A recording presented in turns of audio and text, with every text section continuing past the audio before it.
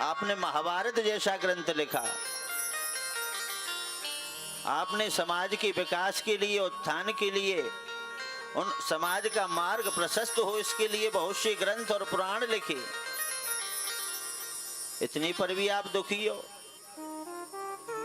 व्यास जी ने कहा कि मैंने इतना कुछ लिखा फिर भी मुझे ऐसा लगता है कि मैं अभी अपूर्ण हूं, अभी कुछ लिखने को रह गया है, अभी कुछ बाकी है। तब नारद जी जान गए उनके दुख का कारण, उनकी पीड़ा का कारण। नारद जी ने कहा कि व्यास जी, आपने अब तक सब ज्ञान के बारे में, ज्ञान की चर्चा करी, वैराग्य की चर्चा करी, धर्मों की चर्चा करी, राजधर्म, सभी वर्णों का धर्म, सबकी आपने विवेचना करी, परंतु कभी भगवान के गुण नहीं गाए। दुनिया में कितना भी कुछ कर लो, बड़े से बड़ा काम कर लो, जब तक भगवान के अधीन नहीं रहोगे, भगवान के गुणगान नहीं गाओगे, भगवान की भक्ति प्राप्त नहीं करोगे, तब तक मन को शांति नहीं मिलेगी, कितना भी बड़ा कार्य कर लो। इसीलिए अब तक तो तुमने इतने ग्रंथ और पुराण लिखे, वो ज्ञान के थे, धर्मों के बारे में उसमें चर्चा की गई। अब आपको अगर शांति चाहिए, मन को चैन चाहिए, आत्मिक संतोष अगर चाहिए, तो आप भगवान का गुणगान गाओ, भगवान की कथाओं का वर्णन करो, उनकी लीलाओं का वर्णन करो। और देखो, कभी हार नहीं माननी चाहिए, लगातार निरंतर के अभ्यास से भगवान की प्राप्ति हो जाती है, भगवान की भक्ति मिल जाती है। तब नारद जी ने अपने पूर्व जन्म की कथा सुनाई और कहा कि व्यास जी आप चिंता ना करो, मुझे भी ऐसे ही मेरे मन में पश्चाताप हुआ था। तो उन्होंने पूर्व जन्म की कथा सुनाते हुए कहा कि मैं पहले पूर्व जन्म में एक दासी का पुत्र था। दासी का पुत्र भी क्यों बना? क्योंकि उनको श्राप लगा हुआ था। उससे पहले वो गंधर्व थे, उपवर्ण नाम के, उनको श्राप लगा, दासी पुत्र हुए। उनके पिताजी नहीं थे, माता थी। माता बेचारी गरीब, अपने पुत्र को पालने के लिए, उनका पालन पोषण करने के लिए ब्राह्मणों के यहाँ सेवा करती, गायों की सेवा करती, ब्राह्मणों की सेवा करती। तो वहाँ छोटे से नारद जी उन संतों की सेवा में लगे रहते, बहुत सेवा करी उनकी। चातुर्मास पड़ गया तो 4 महीने वो संत, वो बाबा वहीं उसी गांव में ठहरे। तो 4 महीने नारद जी ने बहुत सेवा करी, उनकी झूठी प्रसादी खाते, उनके चरण दबाते, उनके नहाने की, पूजा की सब व्यवस्था करते। जब 4 महीने व्यतीत हो गए, उनका चातुर्मास पूर्ण हो गया, तो वह संत वहां से जाने लगे। तब नारद जी को अच्छा नहीं लगा। नारद जी हाथ जोड़ के खड़े हो गए कि बाबा मैं भी आपके साथ चलूंगा, मुझे भी अपने साथ लेके चलो। बोले बेटा तू क्या करेगा? बोले मैं भी भजन करूंगा भगवान का। बोले तू पहले अपने माता पिता की सेवा करो। बोले नहीं, मुझे भजन करना है। नारद जी की माता आ गई और नारद जी को पकड़ लिया। बेटा ने बाबाओं के साथ तू कहां जाएगा, कहां भटकेगा जंगलों में? संतों ने भी नारद जी से कहा और उनकी माता ने नारद जी को रोक लिया। तो वहीं बैठ के वो भजन करते रहे। एक दिन भगवान की कृपा ऐसी भई कि नारद जी की जो माँ थी वो गाय का दूध दुहने के लिए खिरक में गई। सुबह जल्दी उसे दिखाई नहीं दिया और उसने सर्प पे अपना पैर रख दिया, सर्प ने दंश कर लिया। गोविंदाय नमो नमः। उसी समय उसके प्राण पखेरु उड़ गए। छोटे से नारद जी अकेले रह गए।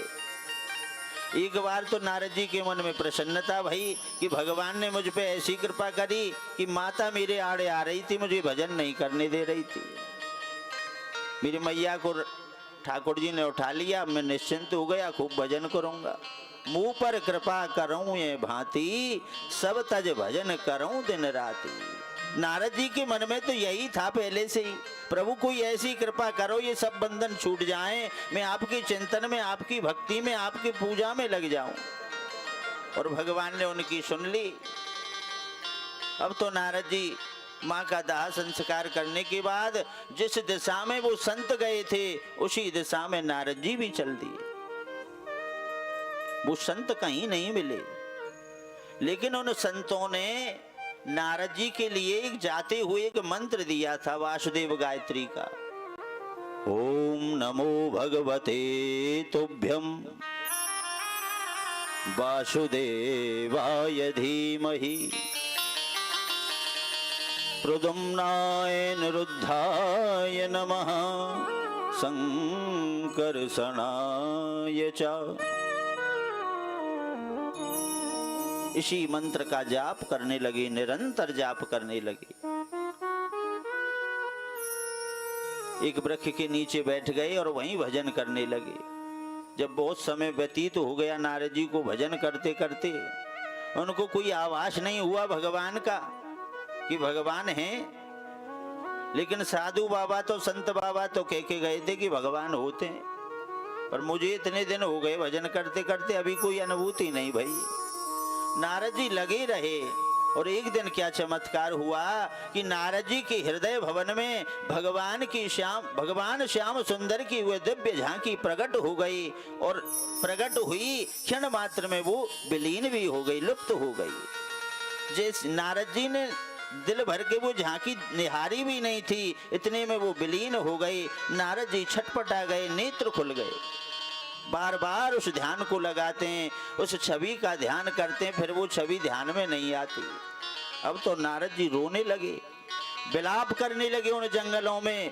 प्रभु अगर मैं कच्चा था, मैं अधूरा था, तो मुझे आपने दर्शन ही क्यों दिया?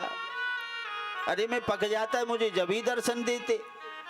भगवान ने कहा, आकाशवाणी हुई उसी समय कि नारद जी अभी तुम अधूरे हो, अभी पूर्ण नहीं हुए हो, अभी तुमको पूर्ण दर्शन प्राप्त नहीं हो सकता।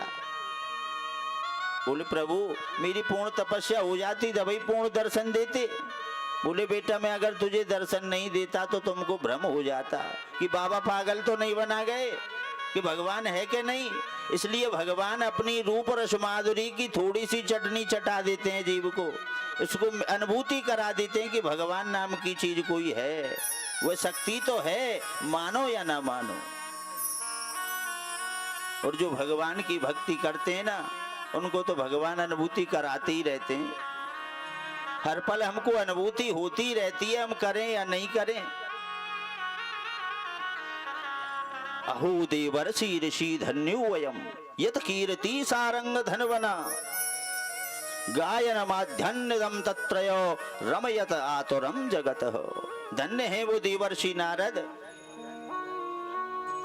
जो अपनी वीणा पर भगवान के नामों का गुणगान करते हैं, खुद तो आनंदित होते ही रहते हैं, साथ में नित्य ताप से इस तप्त जगत को भी आनंदित करते रहते हैं। तब नारद जी ने उस जन्म में भजन कर करके तप किया और उस तप करने के बाद उस शरीर को जब छोड़ा, अगला उनको जन्म हुआ तो वह नारद के रूप में भये और ब्रह्मा की गोद से उनका जन्म हुआ। बोलिए भक्त वत्सल भगवान की जय। आपको पता है भगवान की प्राप्ति क्यों हुई नारद जी को? भगवान को प्राप्त करने के लिए, भगवान की दर्शन करने के लिए 4 अंग जरूरी हैं। कौन कौन से? अगर तुम्हें भगवान की दर्शन करने, भगवान की अनुभूति करनी है तो उसके लिए 4 बात आवश्यक हैं। सबसे पहले भक्त का संग, सत्संग करो, संतों का संग करो जो भगवान के प्यारे भगत हैं, उनके साथ भगवान की, ठाकुर जी की चर्चा करो, उनकी लीलाओं की। दूसरा वैष्णव सेवा, जो संत समाज है, साधु समाज है, वैष्णव हैं, उनकी सेवा करो जितनी बन जाए।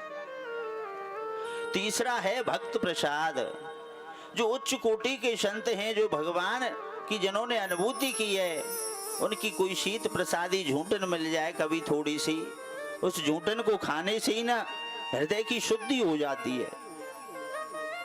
भगवान की वो दिव्य झांकी दिखने लगती है। और चौथा है मंत्र जाप। जो गुरु ने हमें मंत्र दिया है उस मंत्र में हमारी धारणा हो जाए, अनन्य भक्ति हो जाए, उसको निरंतर हम जाप करते रहें। अगर ये चार बातें जीवन में हो जाएं तो भगवान की प्राप्ति होने में कोई संशय नहीं है। बोलिए भक्त वत्सल भगवान की जय। तब नारद जी ने व्यास जी को प्रेरणा दी और कहा कि तुम हार ना मानो। तब तो वेद व्यास जी आसन लगा के बैठ गए और गणेश जी बैठ गए। वेद व्यास जी बोलते गए मंत्रों को और गणेश जी लिखते चले गए। 18,000 श्लोकों की यह संहिता बनकर तैयार हो गई। अब वेद व्यास जी को चिंता भई कि मैंने ये ग्रंथ तो बना दिया, इसका प्रचार प्रसार कौन करेगा, जनमानस में इसका प्रचार कौन करेगा। तब व्यास जी के पास बहुत से संत आए, महात्मा आए, बड़े बड़े ज्ञानी आए कि हम तुम्हारे इस ग्रंथ का प्रचार करेंगे। व्यास जी बोले कि भैया इस ग्रंथ का प्रचार प्रसार वही कर सकता है जो जन्म से निरासक्त हो, जिसको कभी माया ने सताया ना हो, जिसने जन्म से माया को देखा ही ना हो, वही भागवत का प्रचार प्रसार कर सकता है।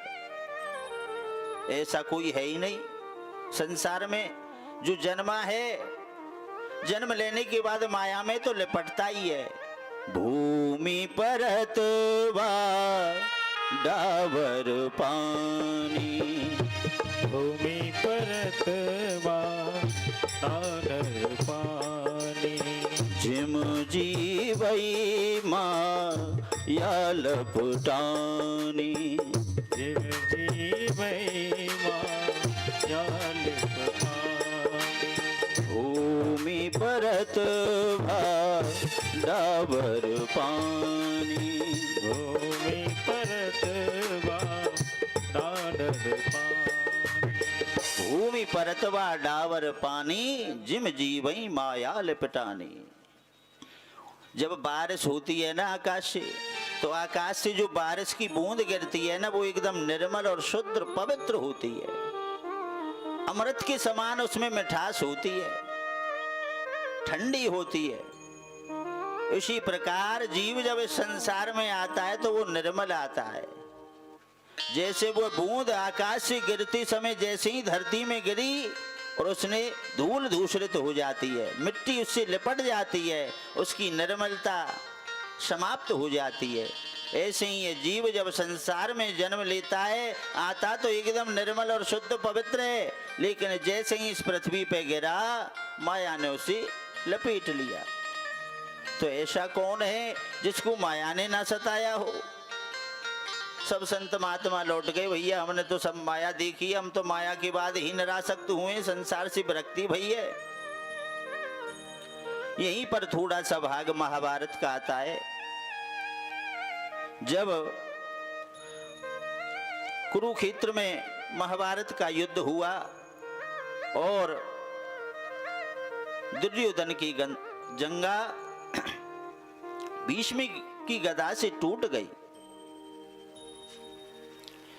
अब जब भीम ने अपनी गदा से दुर्योधन की जंगा तोड़ी, वो मरा नहीं, क्योंकि उसको वरदान था मृत्यु का। क्या कि उसकी हर्ष और विषाद की मध्य में उसकी मृत्यु होनी थी। वो युद्ध के मैदान में टूटी जंगा को लेके पड़ा हुआ है और करहा रहा है। आकाश में चारों बगल चील गिद्ध जो हिंसक पंछी हैं वो सब घेरा रहे हैं और दुर्योधन बार बार उनको भगा रहा है, चील गिद्धों को। परेशान हो गया, पीड़ित हो रहा है, वो दर्द से करहा रहा है। उसी समय वहां अश्वत्थामा आया और कहने लगा कि भैया तुमने अगर मुझे मंत्री बनाया होता तो तुम्हारी ये दशा नहीं होती। चलो कोई बात नहीं, मंत्री नहीं बनाया तो क्या हुआ, मैं तुम्हारा मित्र हूं, मित्र तो मित्र के काम आता ही है। अभी भी तुम्हारे मन में कोई बात हो तो मुझे बताओ, मैं करने के लिए तैयार हूं। दुर्योधन ने कहा कि भैया अश्वत्थामा, मुझे पता है सबसे बड़ा दुख किस बात का है कि हम 100 भाई थे। कितने? 100 भाई, एक भी नहीं बचा। और ये पांडव 5 थे, एक भी नहीं मरा। इनमें से एक भी मर जाए तो कलेजे को ठंडक पहुंच जाए। बोले बस इतनी सी बात है, चिंता ना करो, ये काम तो मैं आज ही रात को कर दूंगा। अश्वत्थामा ऐसा कह के वहां से चल दिए। इधर पांडव अपनी विजय का उत्सव मना रहे थे। जब रात्रि ज्यादा हो गई तो जिन सैयाओं पर पांडव सोते थे, आज उन सैयाओं पर उनके पुत्र सो गए। और वे भगवान कृष्ण के साथ वार्तालाप करते रहे रात्रि में। पीछे से अश्वत्थामा आया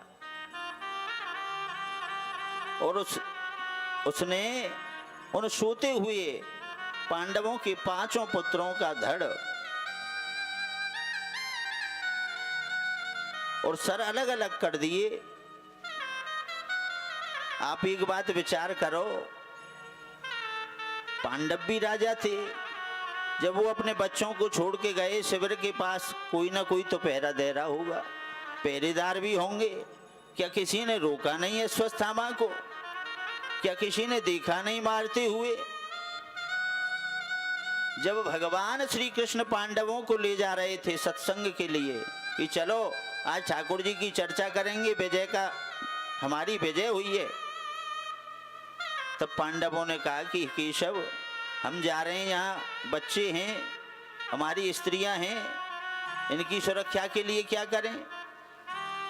तब भगवान शंकर का आह्वान किया। वहां शंकर भगवान का आह्वान किया। शंकर भगवान आ गए और भगवान ने आज्ञा दी कि तुम यहाँ पांडवों के 5 पुत्रों की रक्षा करना। चंद्रहास खड़ग लेकर भगवान शंकर वहां खड़े हो गए और उन बच्चों की रक्षा करने लगे। जब रात्रि में अश्वत्थामा आया तो उसने शंकर भगवान को दरवाजे पर खड़े देखा। अश्वत्थामा ने विचार किया कि ये मुझे नहीं मारने देंगे। अश्वत्थामा बड़ा चालाक था। उसने भगवान शंकर की स्तुति करी, चरणों में दंडवत करी और बड़ी प्रशंसा करी।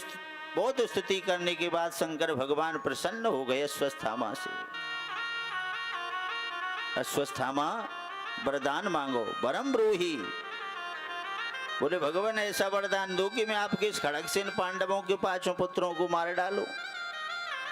भगवान शंकर प्रसन्न हो गए, अपना खड़ग दे दिया और उस अश्वत्थामा ने पांडवों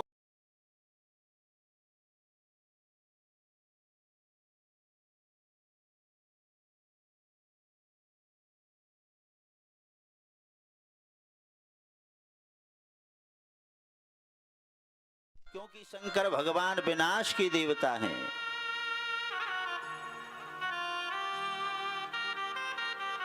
अब अश्वत्थामा ने उन बच्चों को मार डाला, उनका वध कर दिया। रात्रि में जब लौट के आए पांडव और द्रौपदी ने जाके उनके कक्षों में जाके देखा तो सब रक्त रंजित उनकी सैयाएं हो रही थी। चीत्कार कर उठी द्रौपदी, विलाप करने लगी कि किसने मेरे सोते हुए पुत्रों को मार डाला। इधर पांडव आए, पांडवों को पता चल गया और वह अश्वत्थामा को पकड़ने के लिए भागे। भगवान कृष्ण रथ को लेके आए और भीम और अर्जुन को साथ लेके अश्वत्थामा को पकड़ने के लिए दौड़े। जब अश्वत्थामा के पीछे दौड़े तो अश्वत्थामा घबरा गया। उसने सोचा कि ये पांडव मुझे नहीं छोड़ेंगे, मैं क्या करूं? तो उसने ब्रह्मास्त्र का संधान कर दिया। ब्रह्मास्त्र का संधान किया और तो अर्जुन घबरा गए। कृष्ण कृष्ण महाभाव भक्ता नाम भयंकर त्वमेको दह्यमानाना भर्गो असि संस्रते। हे कृष्ण, हे महाबाहो, ये भयंकर धधकती हुई अग्नि हमारी तरफ आ रही है, हमें जला डालेगी, हमें बचाओ। भगवान बोले कि घबराते क्यों? अश्वत्थामा को इस ब्रह्मास्त्र का संधान करना आता है, शांत करना नहीं आता। छोड़ सकता है, आपको दोनों क्रिया आती हैं। आप इस ब्रह्मास्त्र को शांत करो। अर्जुन ने उस ब्रह्मास्त्र को शांत कर लिया और अश्वत्थामा को पकड़कर रस्सियों से बांधकर रथ के पीछे घसीटते हुए ले गए। जब द्रौपदी के सामने लेके पहुंचे तो कहा कि द्रौपदी, यह है तुम्हारे बालकों का हत्यारा, बताओ हमें से क्या सजा दें मैं। अब अश्वत्थामा ने इतना जघन्य पाप किया है कि छोटे छोटे बच्चों को सोते हुए मार डाला। उसकी दृष्टि इस जघन्य कुकर्म के कारण ऊपर नहीं उठती, वो लज्जा के कारण पृथ्वी की ओर देखता है। और द्रौपदी ने जैसे ही देखा, द्रौपदी के नेत्रों में आंसू आ गए। बोले, अरे तुम्हें पता ही है हमारा गुरु पुत्र है और तुमने इनको रस्सियों में जकड़ के बांधा हुआ है। गुरु का पुत्र गुरु के समान है, भूल गए? द्रोणाचार्य ने तुमको बाण चलाना सिखाया, धनुष विद्या सिखाई। तुम छोटे छोटे से थे, तुम तो बाण चला चला के फेंक देते, गुरुजी दौड़ दौड़ के तुम्हारे बाणों को उठा के लाते। अपना वरद हस्त तुम्हारे शीश पर फिराते, तुम्हें आशीर्वाद देते। तुमको इतना बड़ा धनुर्धर बना दिया विश्व का, और तुम उनके ही पुत्र को मारने दौड़े। छोड़ दो इसे, छोड़ दो। अर्जुन बोले, द्रौपदी, इसने तुम्हारे पुत्रों को मारा है, सोते हुए पुत्रों को मारा है। इसने जघन्य पाप किया है, ये छोड़ने योग्य नहीं है। द्रौपदी कहने लगी कि स्वामी, आज जो मुझे कष्ट हो रहा है ना 5-5 पुत्रों का मरने का, आज मैं जो कष्ट झेल रही हूं, वह कष्ट मैं किसी दूसरी माता को नहीं देना चाहती। अरे इसकी भी तो मां है कृपी, वो कितना रोएगी अगर तुमने इसको मार डाला, वो तुम्हें कितना बद्दुआ देगी। इसलिए मैं नहीं चाहती कि जो कष्ट मैं झेल रही हूं वो किसी दूसरी मां को कष्ट मिले। मेरे बच्चों का तो वध हो गया, अब इससे होगा क्या? धन्य है द्रौपदी की भक्ति, जो अपने बालकों के हत्यारे में भी ब्राह्मणत्व को देख रही है कि ये ब्राह्मण है, इसे नहीं मारना चाहिए। ब्राह्मण का वध नहीं करे।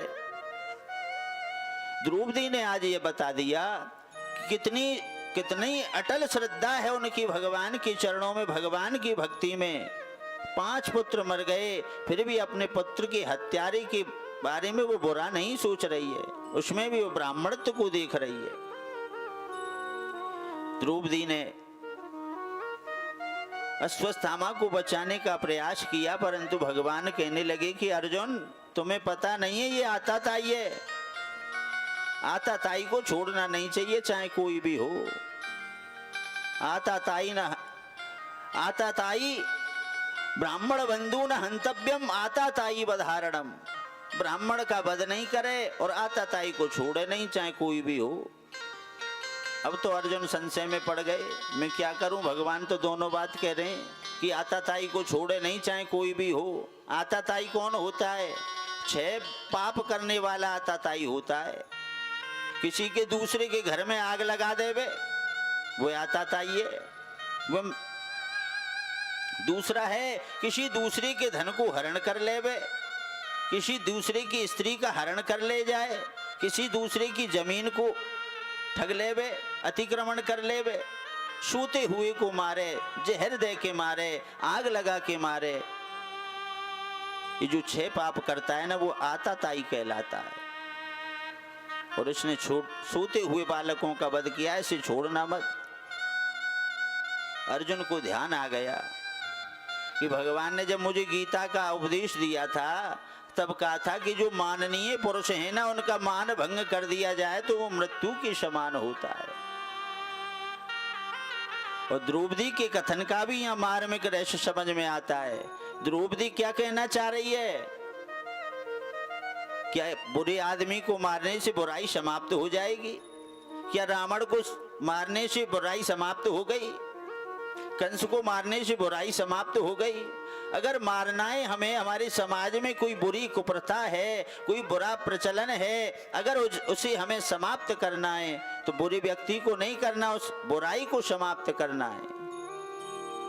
व्यक्ति को मारने से बुराई समाप्त नहीं होगी, उसके अंदर बैठी हुई बुराई को मारना चाहिए। इसलिए जो माननीय पुरुष हैं, अगर उनका मान भंग कर दिया जाए तो वो मृत्यु के समान है। ब्राह्मण का अपमान कर दे, सर मोड़ देवे, वही उसकी मृत्यु के बराबर है, देश से निकाल देवे।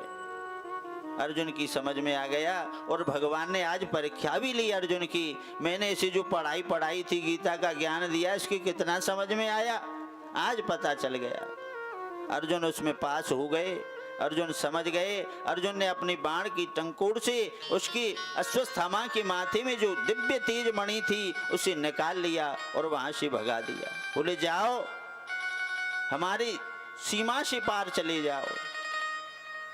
अब जहां से सूर्य उदय होता है और जहां अस्त होता है वहां तक तो महाराज युधिष्ठिर का ही राज्य था। अश्वत्थामा जाए तो कहां जाए? वो भगवान की शरण में गया, भगवान से कहा कि प्रभु मैं कहां जाऊं? जहां से सूर्य उदय होता है, जहां अस्त होता है, वहां से वहां तक तो धर्मराज युधिष्ठिर का राज्य है। और इन्होंने कह दिया कि हमारी सीमा में मत रहना, हमारी सीमाओं से बाहर चले जाओ। तो मैं कहां जाऊं इस पृथ्वी को छोड़कर? पूरी पृथ्वी पर तो इनका राज है। बोले एक जगह है ऐसी जहां इनका राज नहीं है। बोले कहां? बोले ब्रजमंडल में जाओ। कहते हैं ना अश्वत्थामा आज भी पिसाई की झाड़ियों में रहते हैं। तो अश्वत्थामा ब्रजमंडल में आ गए, तब से ब्रज में ही रहते हैं, क्योंकि यहां तो राधा रानी की सरकार चलती है और किसी की सरकार नहीं है। जहां बोले वृंदावन बिहारी लाल की जय। ओ कबूल बहगी खबरिया राधे रानी, कबूल बहगी खबरिया राधे रानी।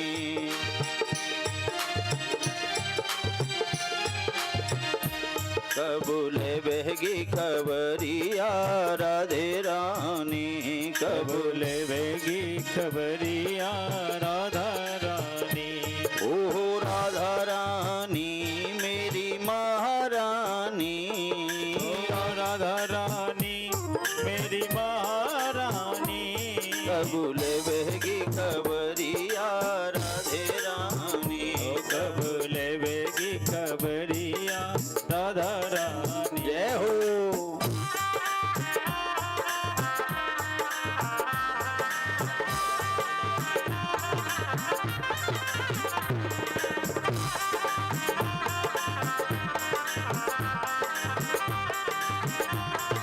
श्री राधे।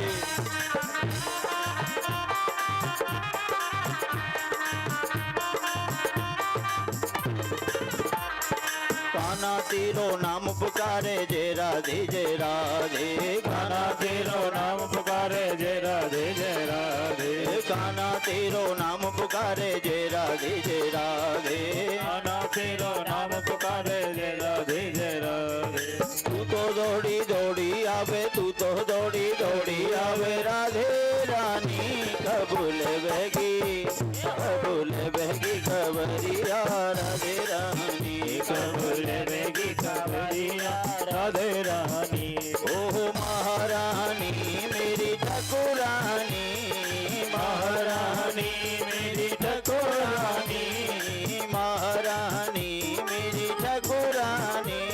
ओ महारानी मेरी ठाकुरानी।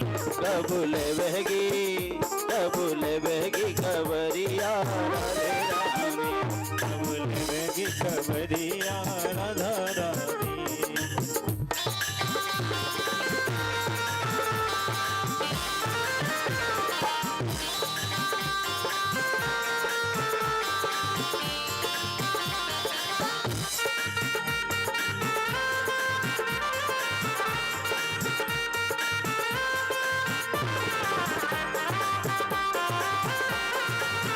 जय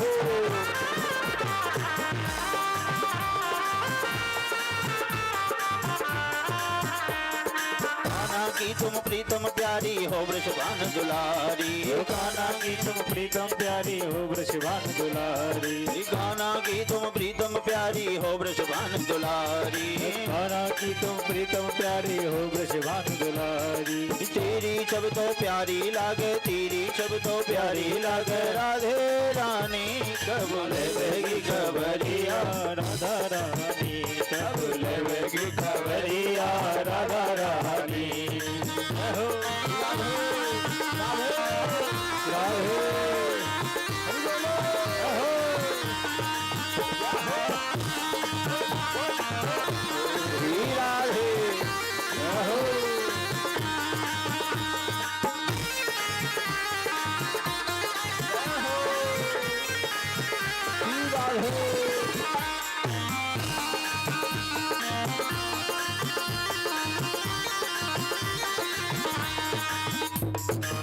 अज्ञानी तेरा भगत हूँ करो कृपा की को।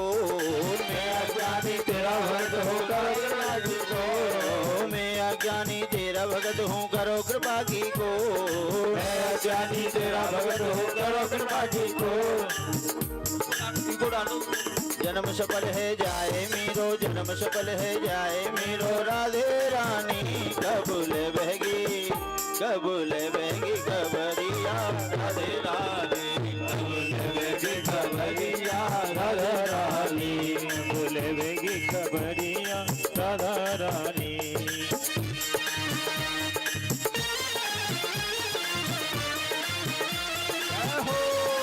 हे हरि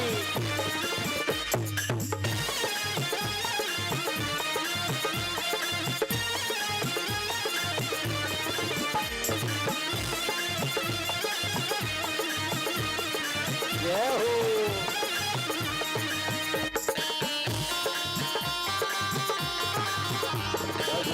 की खबरिया राधे रानी।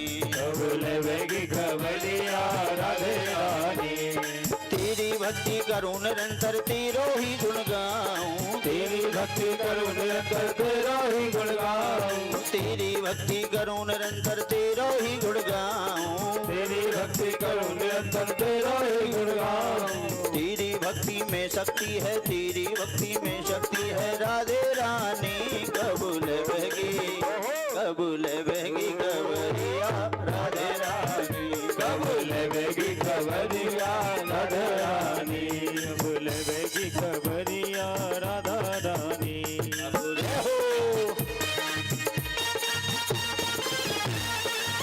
हो।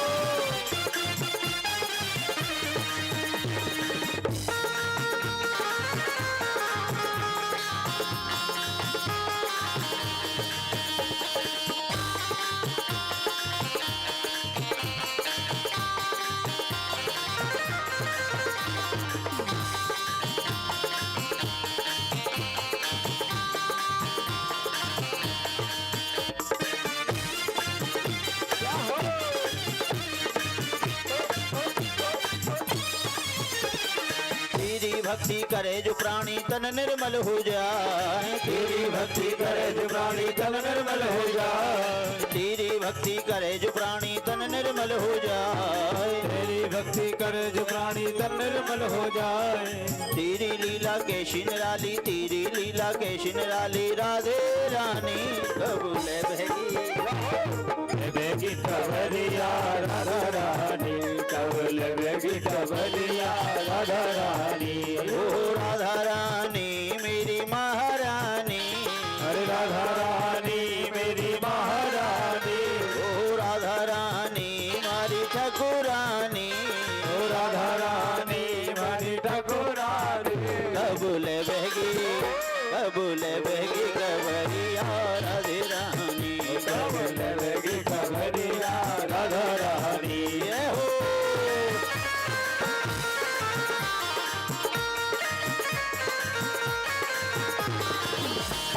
श्री राधे।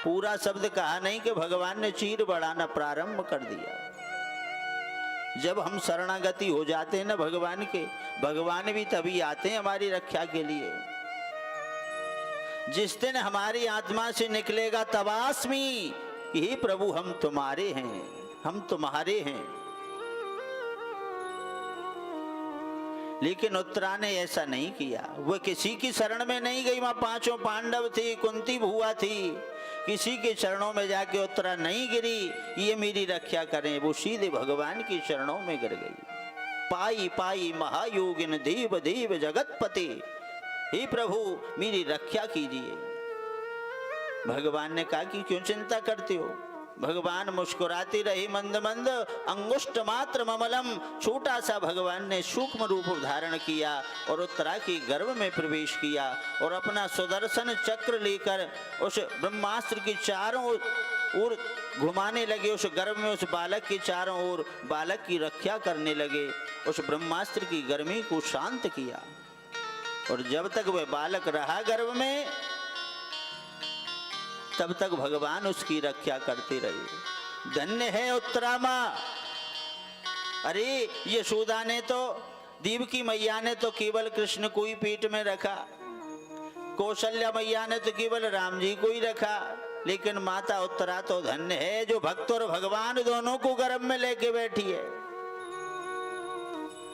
राजा परीक्षित भी गर्भ में है और भगवान भी चले गए। दिव्य है ऐसी माँ जो भक्त और भगवान दोनों को गर्भ में धारण किया। बोलिए भक्त वत्सल भगवान की। भगवान ने उत्तरा की गर्भ की रक्षा करी और जैसे ही चलने को तैयार हुए द्वारका के लिए तो सब वहां पांडव एकत्रित हो गए। पांडवों का मन ही नहीं करता है कि हम यहाँ को कन्हैया से भेज दें। सभी का मन दुखी हो गया, कन्हैया वहां से जाने लगे। भगवान ने कहा कि भैया देखो बहुत दिन हो गए, हमारे भी बालक बच्चे हैं, हमको इतने दिन हो गए द्वारका छोड़े हुए, हम भी देखें जाके। तब बोझल मन से पांडव विदा करने लगे। पांडवों ने ठाकुर जी को उन्होंने विनय किया और भगवान ने प्रसन्न होकर सबको आशीर्वाद दिया। जब जाने लगे तो कुंती भुआ आ गई और चरणों में आके गिर गई। बोले प्रभु मैं आपको समझ गई हूं। भगवान ने कहा कि अरे भुआ तुम क्या करती हो, मैं तुम्हारा भतीजा हूं, मुझे तुम्हारे चरण स्पर्श करने चाहिए, तुम मेरे कर रही हो। बोले भैया मुझे पागल मत बनाओ, अब मैं जान गई हूं तुम ही परमात्मा हो, तुम ही पूर्ण परमेश्वर हो। नमस्ते पुरुष स्वात्मदीश्वरम प्रकृति पुरम अलक्ष्यम सर्वभूतानाम अंतर बहिरेव स्थितिम। आप ही अंदर और बाहर एक ही रूप से स्थित हो, आप ही अंदर और आप ही बाहर हो। जो हमें आंखों से दिखाई दे रहा है वो भी भगवान है और जो अंदर बैठा है वो भी भगवान है। हे प्रभु मैं आपको जान गई। भगवान बोले कि भुआ मुझे क्यों भगवान बना रही हो, जबरदस्ती भगवान बनाने पे तुली हो। बोले नहीं, मैं आज जान गई, मेरी बुद्धि स्थिर हो गई। अच्छा तुम मुझे भगवान बतलाती हो सबके सामने, बताओ तो तुमको क्या चाहिए। तुमने अगर मुझे भगवान माना है तो भगवान से कुछ वरदान मांगो, आशीर्वाद मांगो। तब कुंती भुआ ने हाथ जोड़ लिए और कन्हैया से कहने लगी, कन्हैया विपदा संतु न सस्वत तत्र तत्र जगत गुरु भवतो दर्शनम यात शाद पुनर्भवम दर्शनम। कन्हैया अगर कुछ देना चाहते हो तो ऐसा वरदान दो कि विपदा संतु न सस्वत, सस्वत सदा मेरे जीवन में विपत्तियां ही विपत्तियां बनी रहें, कभी संकट समाप्त ना हो, कभी दुख मेरे जीवन से जाए नहीं। बुआ पागल तो नहीं हो गई, दुनिया सुख मांगती है, बहू बेटा मांगती है, धन दौलत मांगती है और तू दुख मांग रही है। कुंती भुआ बोली कन्हैया जब जब मुझ पे कष्ट आया ना, जब जब तुमने हमारी रक्षा करी, हमारे बच्चों को जहर दे के मारने का प्रयास किया, जहर के लड्डू खिलाए गए, तब तुमने रक्षा करी। लाक्षागृह में जब जलाना चाहा तब तुमने रक्षा करी। अभी ये इतना भीषण युद्ध हो के चुका है, उसमें भी तुमने हमारी रक्षा करी।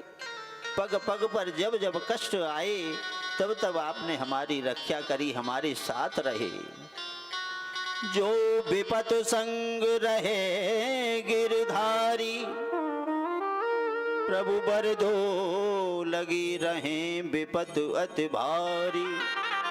हे नाथ, अगर विपत्ति में ही आप साथ रहते हो, मैंने देखा जब विपत्ति दूर हुई तो आप द्वारका जाने लगे। तो इसलिए ऐसा वर दो कि विपत्ति मेरे जीवन से कभी जाए ही नहीं। इसलिए विपत्ति नहीं जाएगी तो तुम मेरे जीवन में हमेशा बने रहोगे। भगवान ने कहा कि बुआ तुम ऐसी चीज मांग रही हो, मेरे खजाने में वो है ही नहीं है। तुमने वो सामान मांगा जो दुकान में है ही नहीं, तो दुकानदार कहां से देगा। पुस्तक की दुकान पे मत दवाई मांगो, दवाई कहां से मिलेगी, वो पुस्तकालय है। इसीलिए भगवान के खजाने में दुख नाम की वस्तु है ही नहीं, और कुंती भुआ ने दुख मांग लिया। भगवान कहते हैं कि भुआ ये तो मेरे पास है ही नहीं, मैं कहां से दूं। नहीं प्रभु, मुझे तो बस यही वरदान चाहिए। कुंती भुआ का इस कथा का रहस्य यही है कि जीव संपत्ति जब आ जाए तो उसमें भगवान को भूले नहीं, और विपत्ति में तो भगवान को सब कोई याद करते हैं। जब दुख आता है तो अपने आप भगवान मैया याद आ जाती है, ठाकुर जी याद आ जाते हैं। अरे संपत्ति में भी उसकी याद बनी रहे।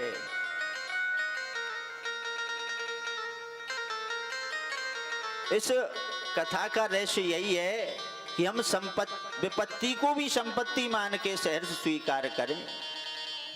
देखो जीवन भर प्रयास हम काहे का करते हैं कि हमारे सुख ही सुख हो, शांति हो, पैसा आता रहे को, क्या तुम्हारे मन की होती है। हम नहीं चाहते हैं कि हमें बुखार आवे, हमारी तबीयत खराब हो फिर भी हमें बुखार आता है, खांसी हो जाती है, जुकाम हो जाता है। इसलिए जीवन में सुख दुख तो आना ही आना है, ये निश्चित है। आप ये सोचो कि हम सुखी सुखी रहें, ऐसा नहीं हो सकता। परंतु प्रयास हम सुख का करते हैं लेकिन मिलता दुख है। दुख का प्रयास तो आज तक किसी ने किया ही नहीं।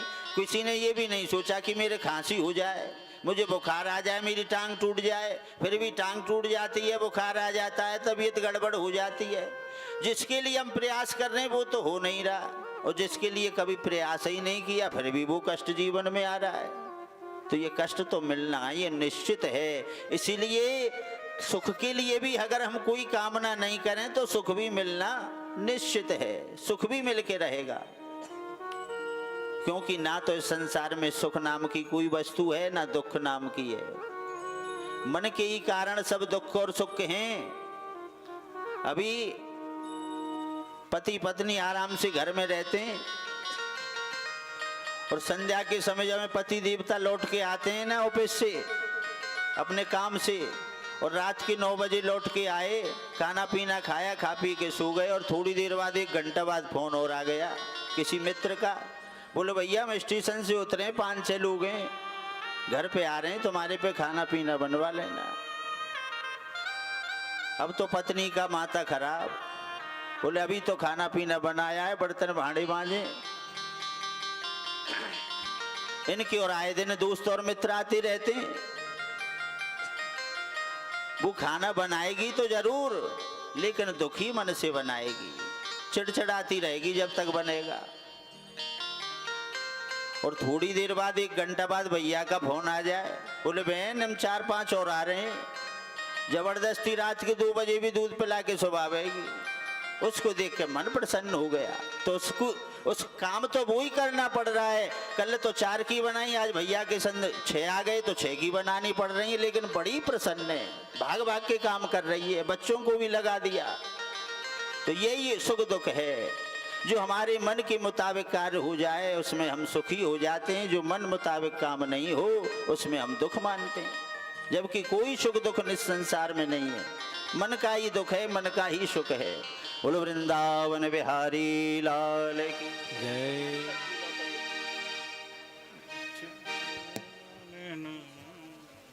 सुना दो जी,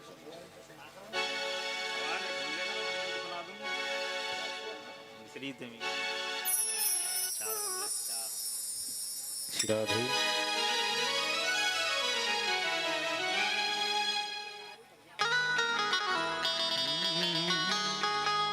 हो मिश्री ते मीठो नाम हमारी राधा रानी को जय राधे। राधा रानी को हमारी श्यामा प्यारी को राधा रानी को हमारी श्यामा प्यारी को मिश्री से मीठो नाम हमारी राधा रानी को मिश्री से मीठो नाम हमारे राधा रानी को मिश्री से मीठो नाम हमारी राधा रानी को मिश्री से मीठो नाम हमारी राधा रानी को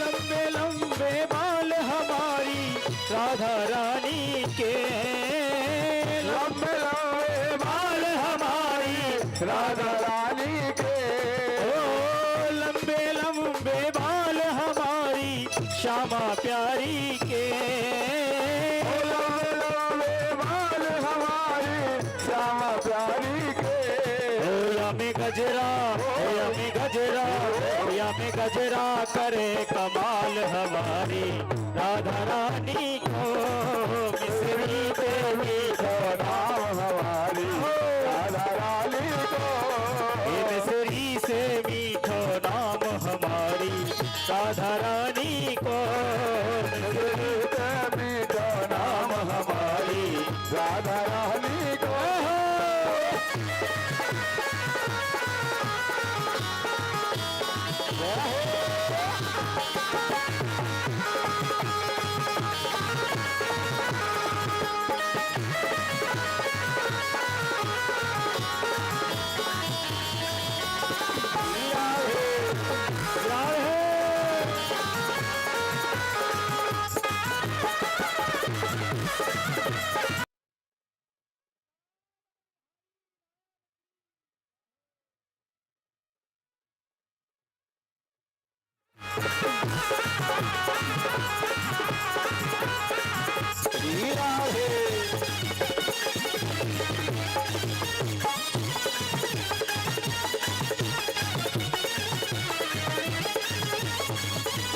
मोटे मोटे नैन हमारी राधा रानी के मोटे मोटे नैन हमारी राधा रानी के मोटे मोटे नैन हमारी राधा रानी के मोटे मोटे नैन हमारी राधा रानी के में कजरा करे कमाल हमारी राधा रानी को मिश्री देवी को नाम हमारी राधा रानी को मिश्री से मीठो नाम हमारी श्यामा प्यारी को मिश्री देवी को नाम हमारी श्यामा प्यारी को राधा रानी को हमारी श्यामा प्यारी को राधा रानी को हमारी श्यामा प्यारी को राधा रानी को हमारी श्यामा प्यारी को राधा रानी को हमारी श्यामा प्यारी को मिश्री से मिश्री से मीठो नाम हमारी राधा रानी को। मिश्री से मीठो नाम हमारी राधा रानी लाल है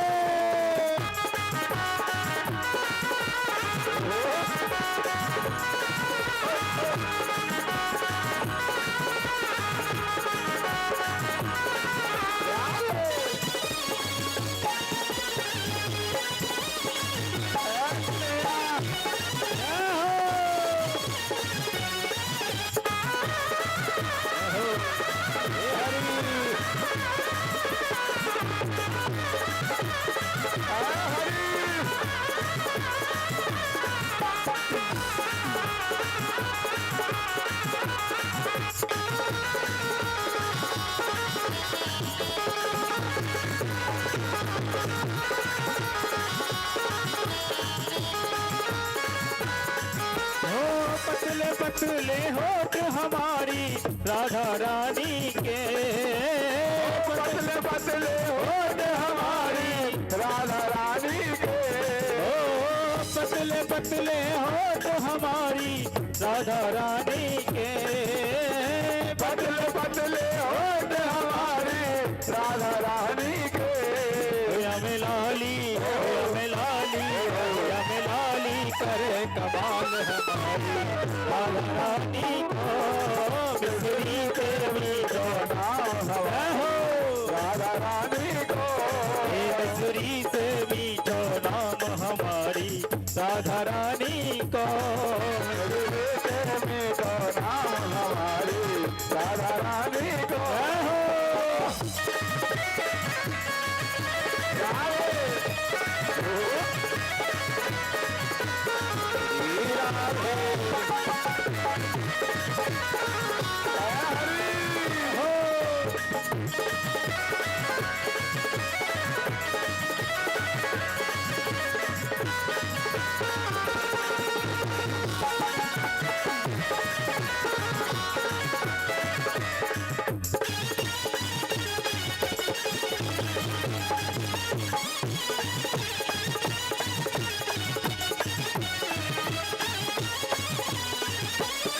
गोरे गोरे हाथ हमारी राधा रानी के। गोरे गोरे हाथ हमारी राधा रानी के। गोरे गोरे हाथ हमारी राधा रानी के। गोरे गोरे हाथ हमारी राधा रानी के।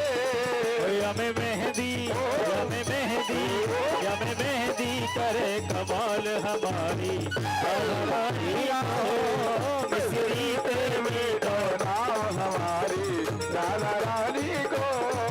मिश्री पे मीठो नाम हमारी राधा रानी को।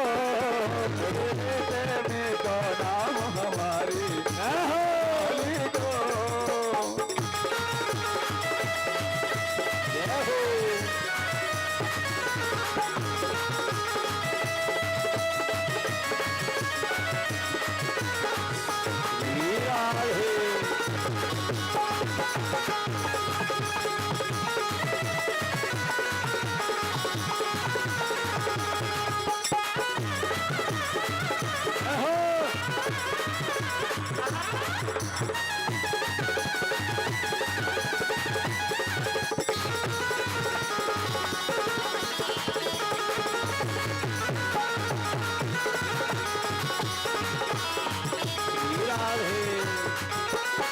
छोटे छोटे पैर हमारी राधा रानी के।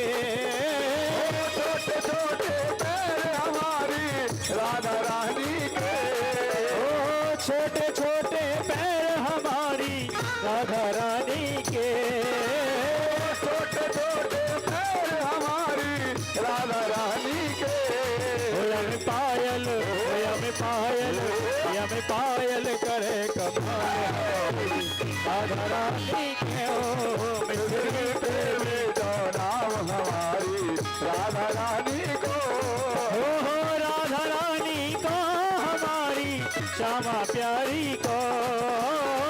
राधा रानी को हमारी श्यामा प्यारी को। मिश्री से मीठो नाम हमारी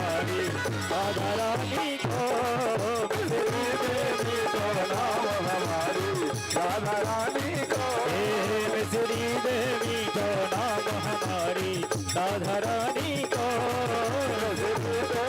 तो नाम हमारी राधा रानी को हमारी राधा रानी को हमारी राधा रानी को हमारी श्यामा प्यारी को हमारी श्यामा प्यारी को बोलो राधा रानी सरकार की जय जय श्री राम।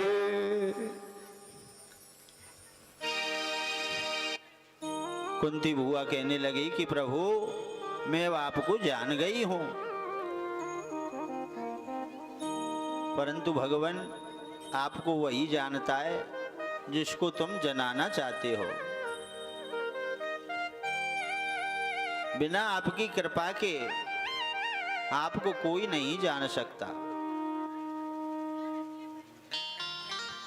सो जाने हो जेहू देहु जनाई, जानत तुम ही हो जाए। जिसको तुम जनवाना चाहते हो वही तुमको जान सकता है, अन्यथा कोई कितना भी प्रयास कर ले भगवान को नहीं जान सकता।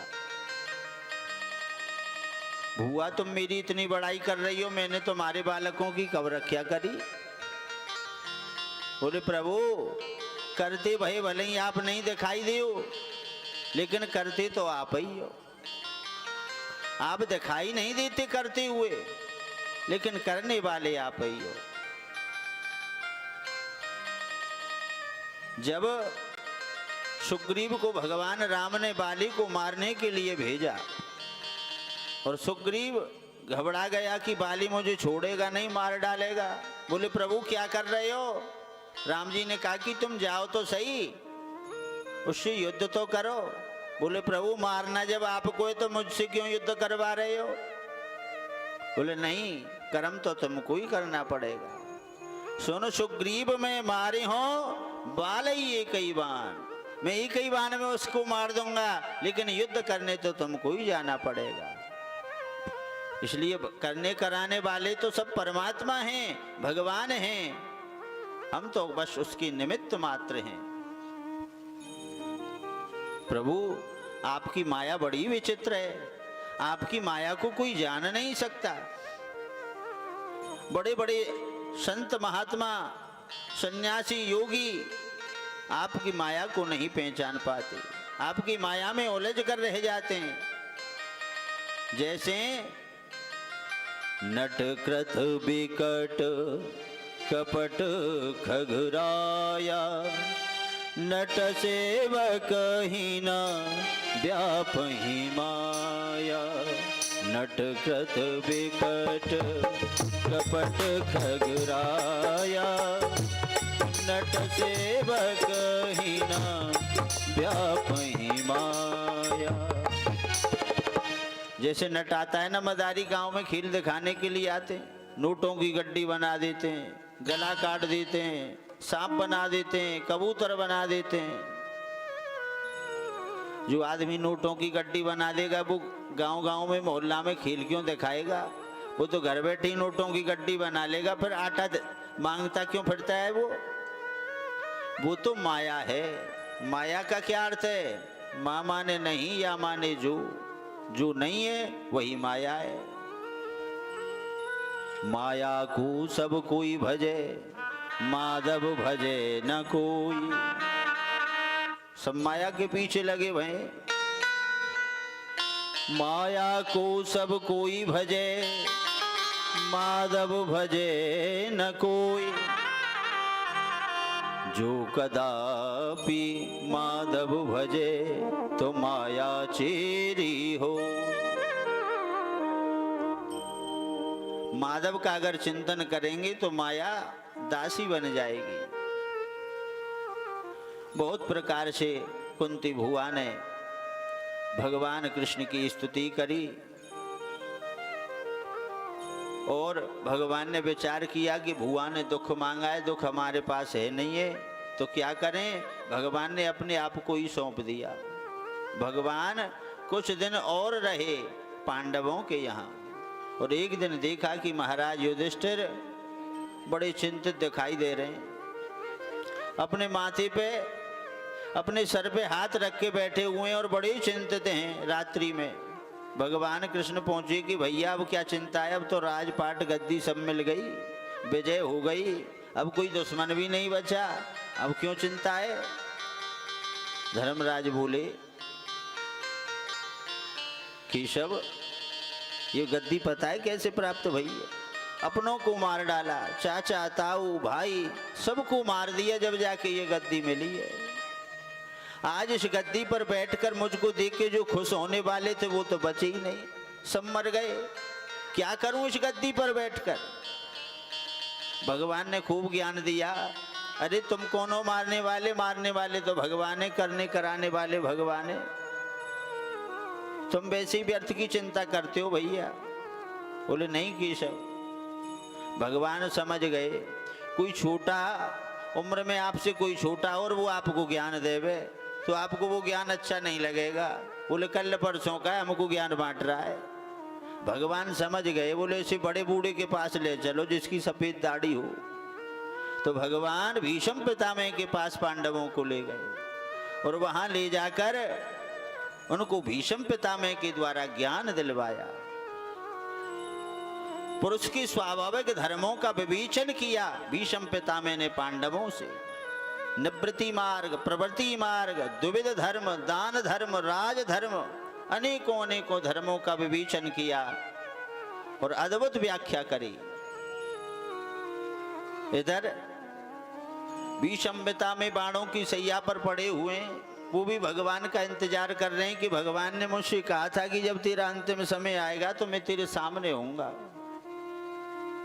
और आज भगवान नहीं आए तो भीष्म पितामह के नेत्रों से अश्रुपात होने लगा,